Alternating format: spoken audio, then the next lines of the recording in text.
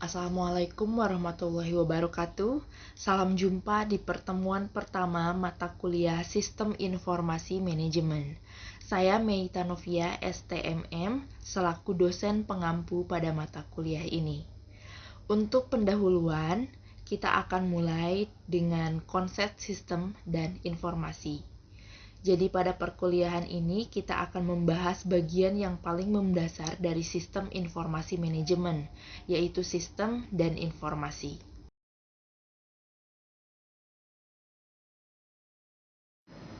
Untuk pertemuan pertama ini, kita akan membahas bagian yang paling mendasar dari sistem informasi manajemen, yaitu sistem dan informasi.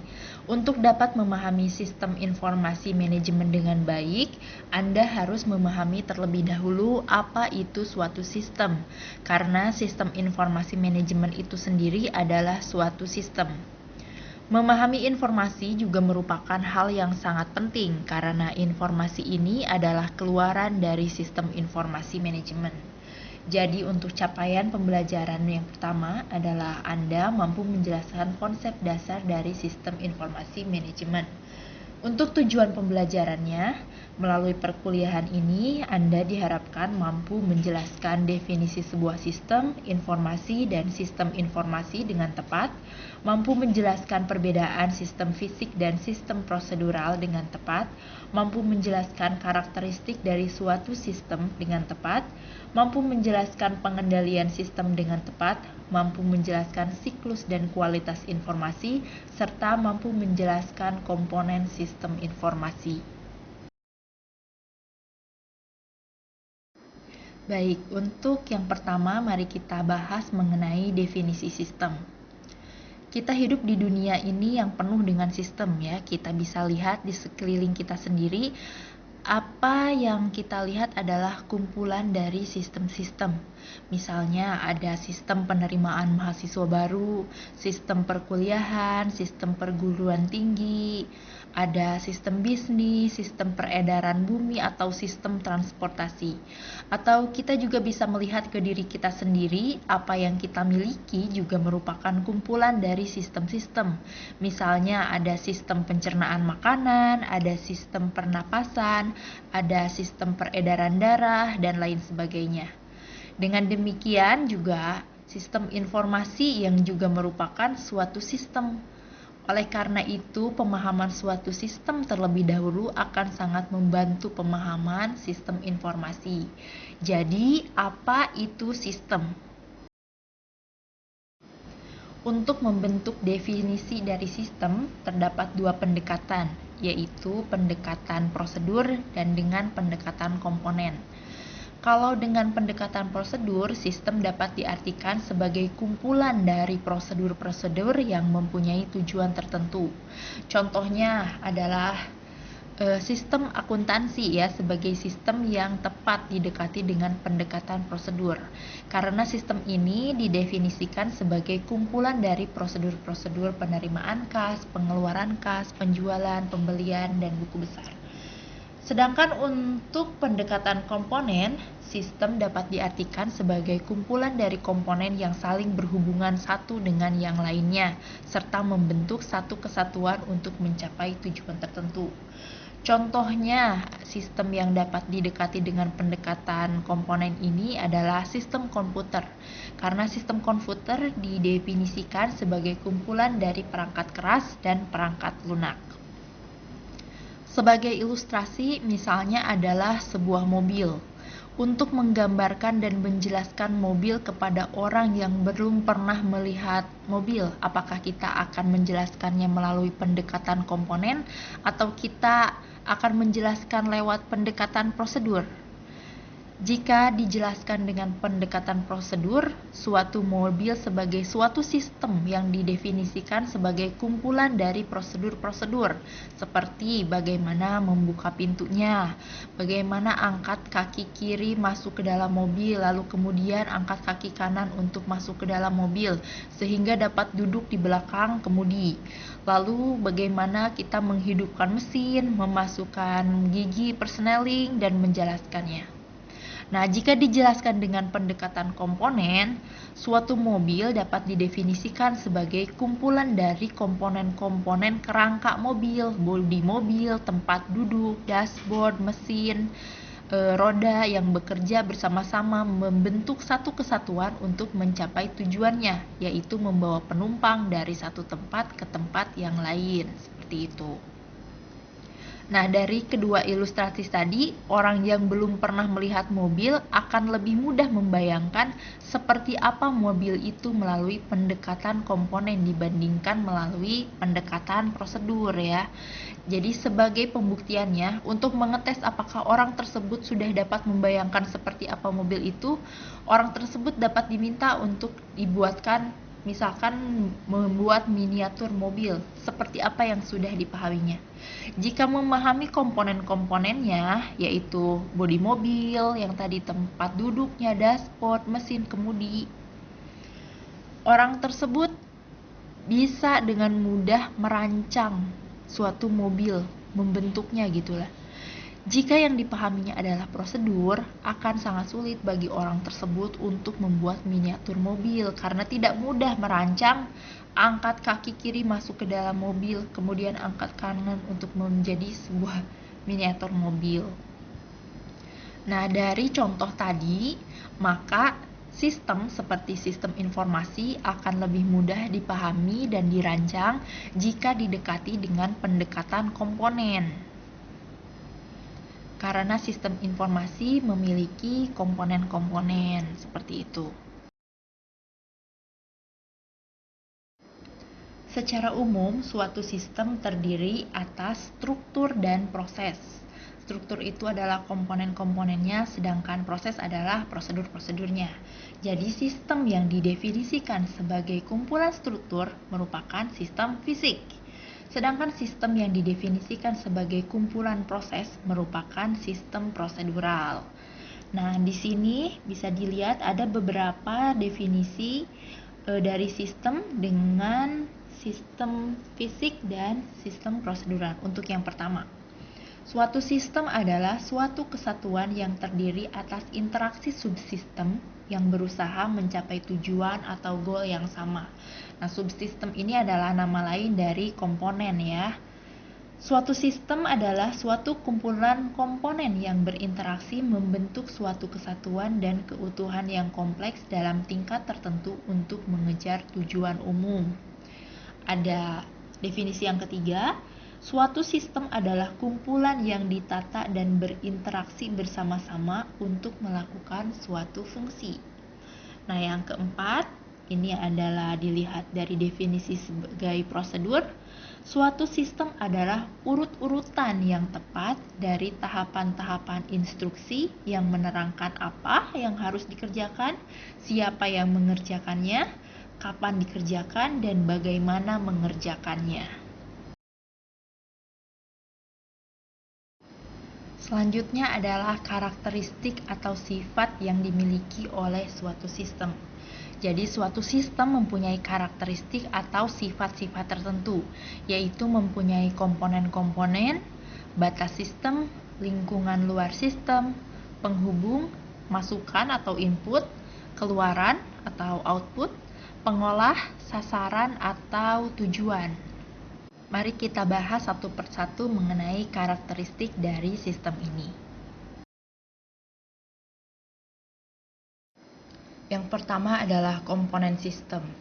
Suatu sistem terdiri atas sejumlah komponen yang saling berinteraksi, yang artinya saling bekerja sama membentuk satu kesatuan. Nah, komponen-komponen sistem atau elemen-elemen sistem dapat berupa suatu subsistem atau bagian-bagian dari sistem.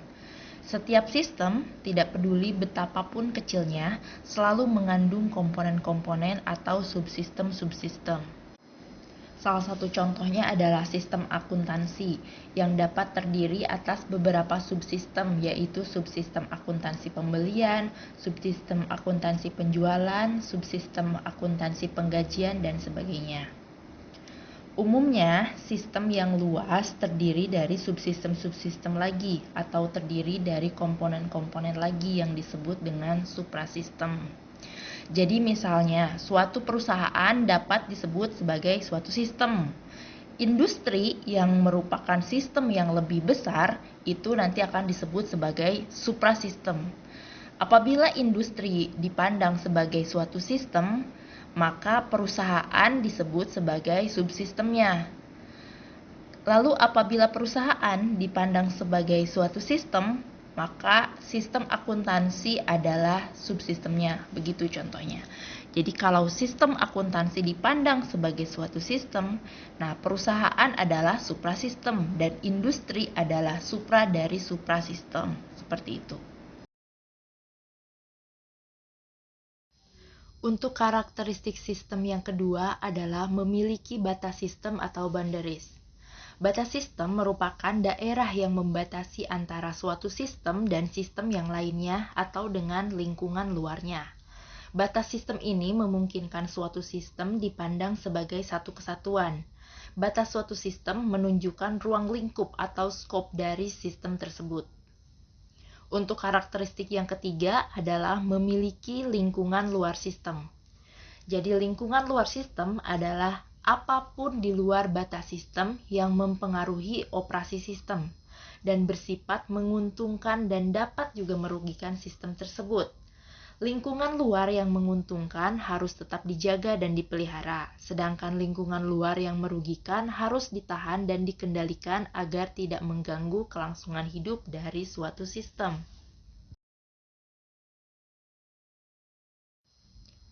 Untuk karakteristik sistem yang keempat yaitu memiliki penghubung sistem.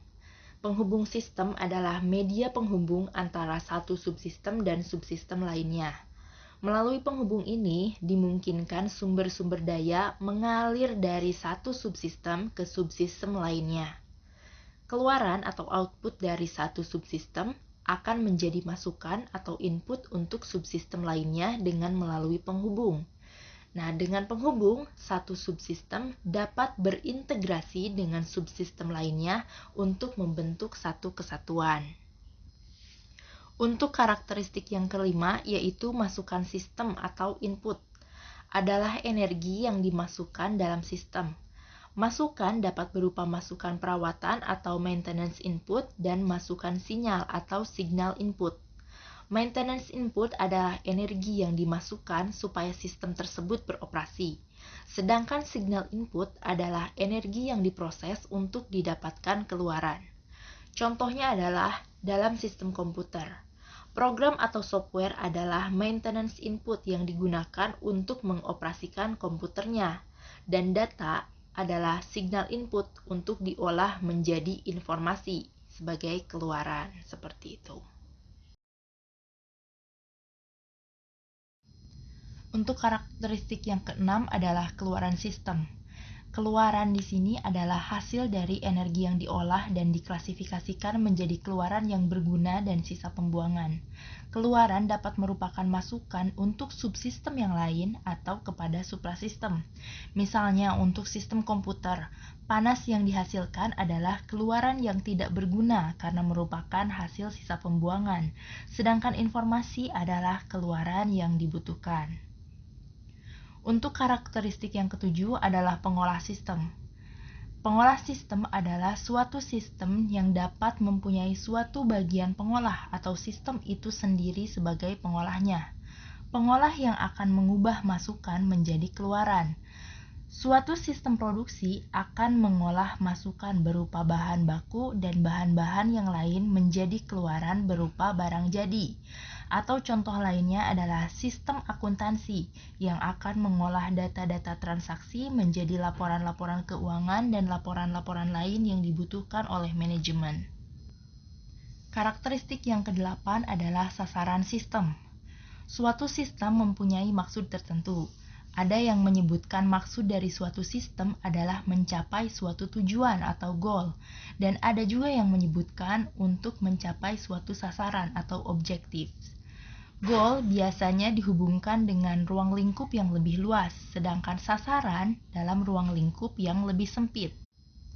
Contohnya, apabila merupakan suatu sistem utama, misalnya sistem bisnis, istilah goal yang lebih tepat diterapkan. Lalu contoh lain untuk sistem akuntansi atau sistem-sistem lain yang merupakan bagian atau subsistem dari sistem bisnis, maka istilah objektif yang lebih tepat. Jadi tergantung dari ruang lingkup yang mana memandang sistem tersebut. Suatu sistem pasti mempunyai tujuan atau sasaran. Kalau suatu sistem tidak mempunyai sasaran, operasi sistem tidak akan ada gunanya.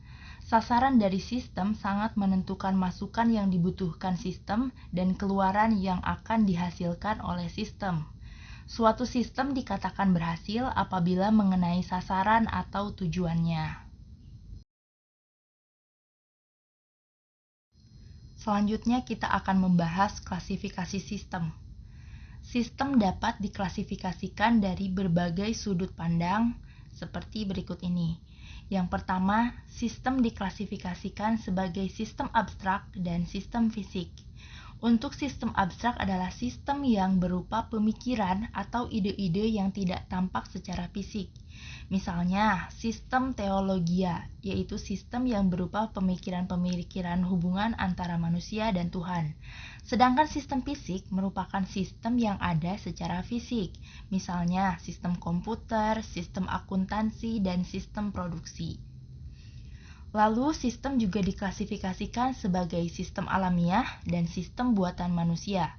Untuk sistem alamiah, yaitu sistem yang terjadi melalui proses alam dan tidak dibuat oleh manusia, misalnya sistem perputaran bumi.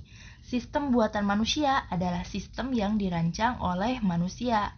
Sistem buatan manusia yang melibatkan interaksi antara manusia dan mesin disebut human machine system, atau ada yang menyebut dengan man machine system. Nah, sistem informasi akuntansi merupakan contoh dari man-machine system karena menyangkut penggunaan komputer yang berinteraksi dengan manusia. Selanjutnya, sistem juga diklasifikasikan sebagai sistem tertentu dan sistem tak tentu. Untuk sistem tertentu, beroperasi dengan tingkah laku yang sudah dapat diprediksi. Interaksi di antara bagian-bagiannya dapat dideteksi dengan pasti sehingga keluaran dari sistem dapat diramalkan. Sistem komputer adalah contoh dari sistem tertentu yang tingkah lakunya dapat dipastikan berdasarkan program-program yang dijalankan. Sedangkan untuk sistem tak tentu, yaitu sistem yang kondisi masa depannya tidak dapat diprediksi karena mengandung unsur probabilitas. Yang terakhir, sistem diklasifikasikan sebagai sistem tertutup dan sistem terbuka. Sistem tertutup merupakan sistem yang tidak berhubungan dan tidak terpengaruh dengan lingkungan luarnya. Sistem ini bekerja secara otomatis tanpa adanya turut campur tangan dari pihak di luarnya. Secara teoritis, sistem tertutup ini ada, tetapi kenyataannya tidak ada sistem yang benar-benar tertutup. Yang ada hanyalah relatively closed system atau sistem yang secara relatif tertutup, tidak benar-benar tertutup. Untuk sistem terbuka, yaitu sistem yang berhubungan dan terpengaruh dengan lingkungan luarnya. Sistem ini menerima masukan dan menghasilkan keluaran untuk lingkungan luar atau subsistem yang lainnya. Oleh karena sistem sifatnya terbuka dan terpengaruh oleh lingkungan luarnya, maka suatu sistem harus mempunyai suatu sistem pengendalian yang baik. Berikut ini adalah contoh untuk sistem terbuka dan sistem yang relatif tertutup pada sistem pengendalian persediaan. Bisa dilihat pada gambar sistem terbuka, pengendalian persediaan barang ditangani oleh manusia. Dari hasil laporan yang dihasilkan komputer, dipilih satu persatu unit barang yang sudah lebih kecil atau sama dengan reorder point untuk dilakukan order pembelian. Bandingkan dengan sistem yang secara relatif tertutup. Dalam sistem yang relatif tertutup, proses komputer secara otomatis yang akan menyeleksi barang yang mana yang harus dipesan kembali tanpa turut campur tangan manusia. Selanjutnya adalah pengendalian sistem. Karena suatu sistem tidak ada yang tertutup dan supaya sistem dapat terus melangsungkan hidupnya, Sistem harus mempunyai daya membela diri atau sistem harus mempunyai sistem pengendalian. Pengendalian dari suatu sistem dapat berupa pengendalian umpan balik atau feedback control system, pengendalian umpan maju atau feed forward control system, dan pengendalian pencegahan atau preventive control system. Yang pertama adalah sistem pengendalian umpan balik. Perlu diketahui bahwa bentuk dasar dari sistem yang sederhana terdiri atas masukan, pengolah, dan keluaran yang tidak menyediakan suatu sistem pengendalian. Nah, bisa dilihat pada gambar, untuk masuk pengendalian dapat ditambahkan suatu sistem pengendalian umpan balik. Pengendalian umpan balik merupakan proses mengukur keluaran dari sistem yang dibandingkan dengan suatu standar tertentu. Ketika terjadi perbedaan-perbedaan atau penyimpangan-penyimpangan, akan dikoreksi untuk memperbaiki masukan sistem selanjutnya. Studi teoritis tentang sistem pengendalian umpan balik disebut cybernetics. Sistem pengendalian umpan balik mempunyai 4 komponen dasar, yaitu suatu karakteristik atau kondisi yang dikendalikan diukur dari keluarannya. Lalu suatu sensor yang mengukur karakteristik atau kondisi tersebut. Yang ketiga, suatu unit pengendali yang membandingkan hasil ukuran sensor dengan suatu standar. Dan yang terakhir, suatu unit pengatur yang menghasilkan tindakan penyesuaian untuk masukan selanjutnya. Sistem pengendalian umpan balik disebut juga dengan istilah negative feedback, karena hasil balik yang negatif akan dikendalikan supaya menjadi baik untuk masukan proses selanjutnya. Contoh yang paling umum dari sistem pengendalian umpan balik adalah sistem termostat dalam alat pendingin atau air conditioner. Kondisi temperatur yang dihasilkan oleh alat pendingin akan diukur oleh suatu sensor dan membandingkan dengan standar temperatur yang tidak menyebabkan ruangan menjadi lembab. Apabila temperatur terlalu dingin, tungku pemanas sebagai unit pengatur dalam termostat akan dihidupkan.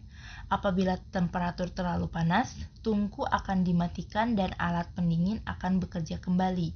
Jadi seandainya alat pendingin tidak mempunyai pengendalian ini, ruangan akan menjadi lembab dan tujuan dari alat pendingin tersebut tidak akan tercapai. Selanjutnya adalah sistem pengendalian umpan maju. Sistem pengendalian umpan maju disebut juga dengan istilah positive feedback atau umpan balik positif. Positive feedback mencoba mendorong proses dari sistem supaya menghasilkan hal balik yang positif. Sistem pengendalian umpan maju ini merupakan perkembangan dari sistem pengendalian umpan balik. Nah, supaya keluaran dapat dihasilkan umpan balik yang positif, pengendalian tidak boleh diukur dari keluarannya, tetapi diukur dan dikendalikan dari prosesnya. Selama proses terjadi dalam sistem, selalu dilakukan pengamatan dan cepat-cepat diatasi apabila mulai terjadi penyimpangan sebelum terlanjur fatal pada keluarannya. Yang terakhir adalah sistem pengendalian pencegahan.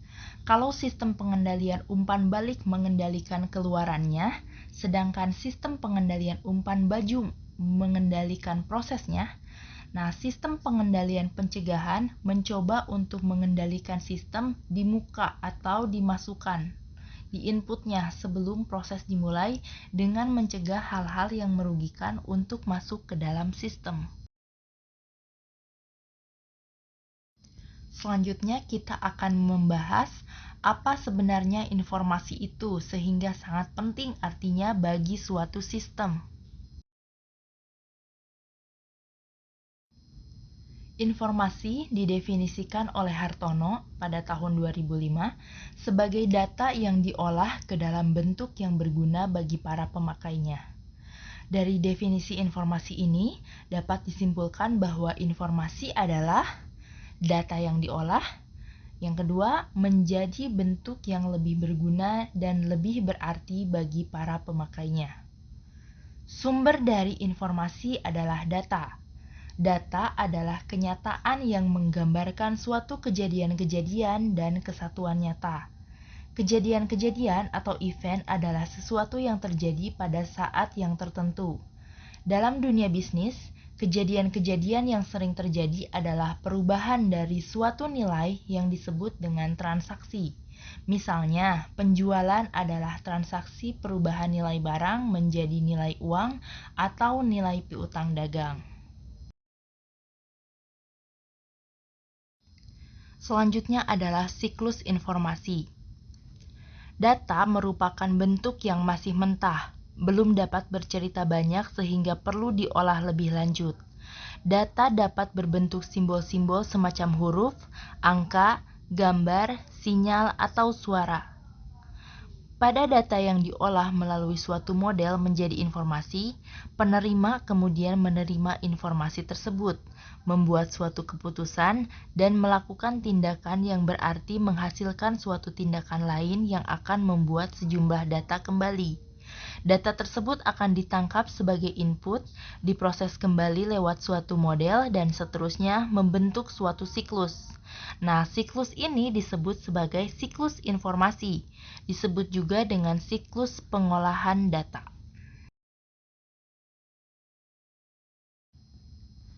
Kualitas informasi. Data yang diolah saja tidak cukup dapat dikatakan sebagai suatu informasi. Untuk menjadi suatu informasi, data yang diolah tersebut harus berguna bagi pemakainya. Untuk dapat berguna, informasi harus didukung oleh 3 pilar, yaitu tepat kepada orangnya atau relevan, tepat waktu, dan tepat nilainya atau akurat. Output atau keluaran yang tidak didukung oleh ketiga pilar ini tidak dapat dikatakan sebagai informasi yang berguna, tetapi merupakan sampah.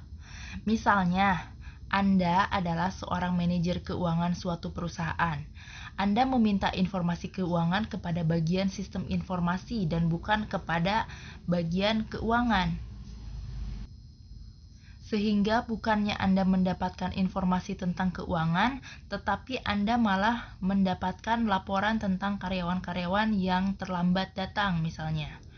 Atau Anda mengatakan bahwa laporan yang Anda terima ini bukan informasi, tetapi sampah. Laporan ini bukan informasi bagi Anda karena tidak berguna bagi Anda. Laporan ini tidak berguna karena mungkin tidak relevan bagi Anda. Jadi laporan semacam ini mungkin merupakan informasi yang relevan untuk manajer bawah atau di bagian sumber daya manusia, tetapi tidak relevan untuk manajer keuangan seperti Anda. Anda kemudian mengembalikan laporan ini dan berpesan bahwa ini tidak sesuai untuk Anda. Yang Anda butuhkan adalah informasi keuangan tentang arus kas. Seminggu kemudian, bagian sistem informasi menyerahkan laporan yang Anda minta. Nah, setelah Anda lihat laporan tersebut memang yang Anda butuhkan, tetapi bahwa laporan ini masih sampah karena belum berguna bagi Anda. Jadi laporan ini dianggap terlambat dan tidak tepat waktu karena Anda membutuhkannya minggu kemarin tetapi diterima sekarang. Anda kemudian mengembalikan lagi laporan ini dan berpesan kembali bahwa besok jika Anda membutuhkan laporan harus segera diberikan tepat waktunya. Bagian sistem informasi kemudian merespon ini dengan sangat cepat.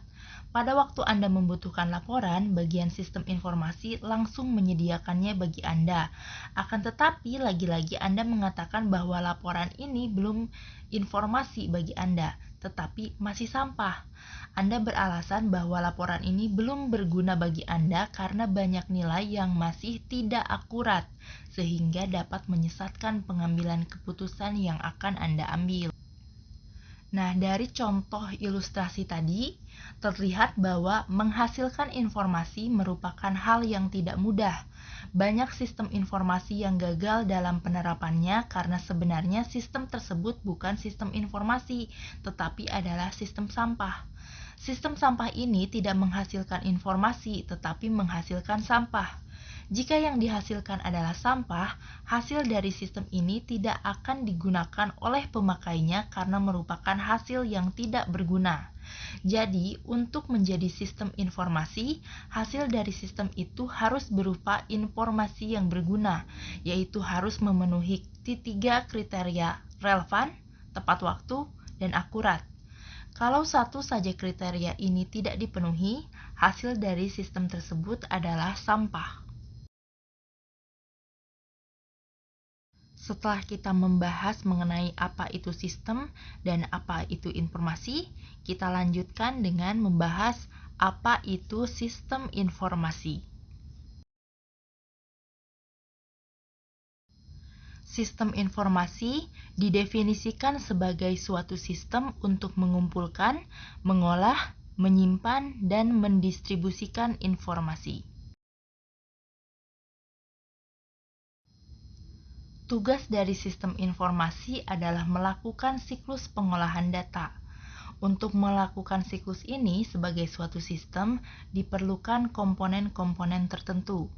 Berikut ini adalah komponen sistem informasi. Yang pertama adalah komponen input, komponen model, komponen output, komponen basis data, komponen teknologi, dan komponen kontrol atau pengendalian. Dari gambar di samping, terlihat bahwa untuk melakukan siklus pengolahan data diperlukan 3 buah komponen, yaitu komponen input, komponen model, dan komponen output. Dengan demikian, sistem informasi yang juga melakukan proses pengolahan data akan membutuhkan 3 komponen ini. Nah, data yang belum diolah perlu disimpan untuk pengolahan lebih lanjut karena tidak semua data yang diperoleh langsung diolah. Pada umumnya, data yang diperoleh disimpan terlebih dahulu yang nantinya setiap saat dapat diambil untuk diolah menjadi informasi. Data ini disimpan di simpanan dalam bentuk basis data. Data yang ada di basis data ini yang nantinya akan digunakan untuk menghasilkan informasi. Dari gambar terlihat bahwa untuk melakukan pengolahan data diperlukan tambahan sebuah komponen lagi, yaitu komponen basis data.